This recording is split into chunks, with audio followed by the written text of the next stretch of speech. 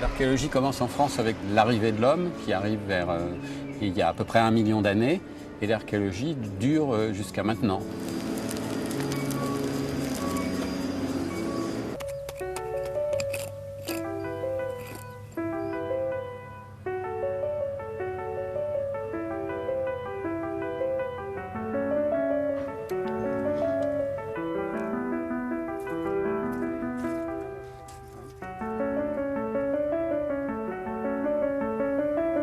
L'obsession, on va dire, de moi et d'un certain nombre d'autres personnes ici, c'est de comprendre comment les choses s'organisent de manière à ce qu'on puisse adapter notre fouille à ça aussi.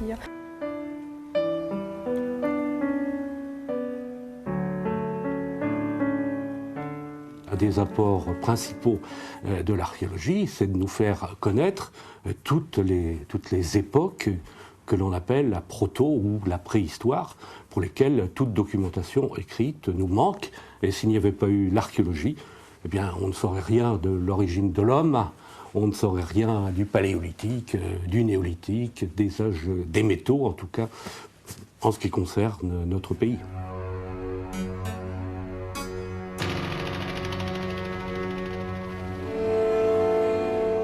C'est quand même cette longue évolution qui a fait de nous ce que nous sommes. Et si nous ne nous replaçons pas justement dans le fil du temps, nous perdons nos racines.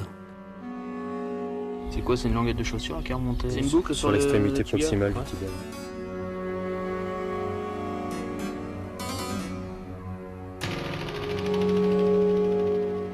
Moi, ce qui me frappe dans la recherche archéologique telle qu'on la pratique, c'est la proximité que peuvent avoir des gens par rapport à ce qui sort de leur sol. Voilà.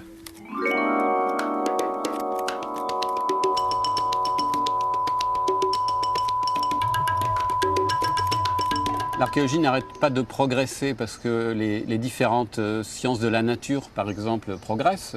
Qu'on retrouve des pollens était quelque chose d'inconcevable il y a quelques dizaines d'années. Les analyses par le strontium n'existaient pas il y a 10 ou 15 ans. Mais les questions aussi sont différentes.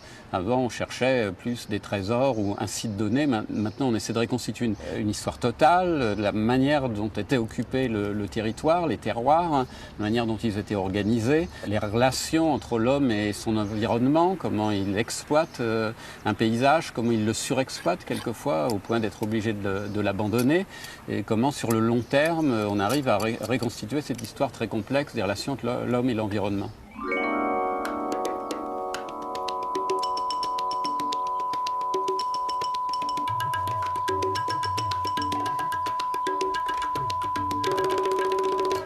Physiquement, pouvoir varier, donc c'est bien d'avoir plusieurs cordes à son arc pour faire un peu de terrain, du poste-fouille, puis des choses différentes, quoi.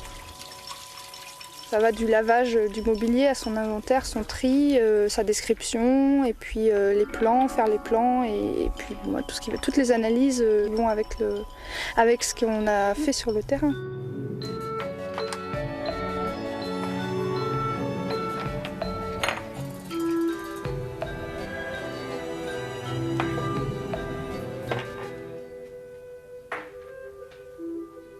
D'une manière générale, c'est important qu'une société connaisse son passé, enfin, son histoire et tout